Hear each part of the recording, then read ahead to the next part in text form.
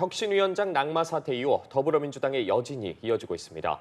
이런 가운데 국민의힘은 최원일 전 천안함장 비하 발언으로 논란이 된 민주당 권칠승 수석 대변인을 국회 윤리특위에 제소했는데요. 네, 먼저 국회 연결해서 자세히 들어보겠습니다. 최지숙 기자. 네, 혁신위원장 낙마와 관련해 이재명 대표가 무한 책임을 거론했지만 논란은 이어지는 분위기입니다. 비명계에선 이 대표의 대표직 사퇴까지 요구하고 있는데요. 민주당 이상민 의원은 BBS 라디오에서 무한 책임을 질 방도는 대표직 사퇴뿐이라며 정치적 수사에 가까운 얘기였다면 더 큰 화를 자초하는 거라고 강조했습니다. 친명계에서도 국민 눈높이에 맞지 않는 결정이었다는 지적이 나왔는데요. 정성호 의원은 KBS 라디오에서 이번 사태와 관련해 이 대표의 적절한 유감 표명이 필요하다고 말했습니다.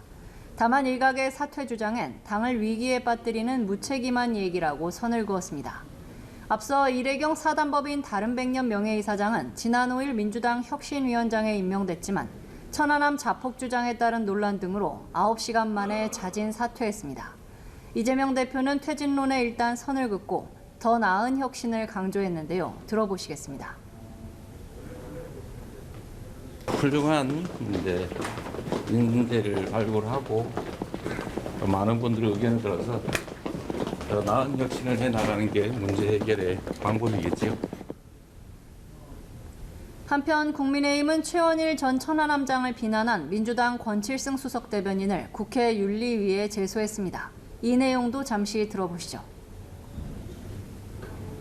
천안함 함장 그리고 또 우리 천안함 용사들에 대해서 모욕적이고 명예훼손적인 발언을 했기 때문에 국회의원으로서의 품위를 심각하게 손상시켰다.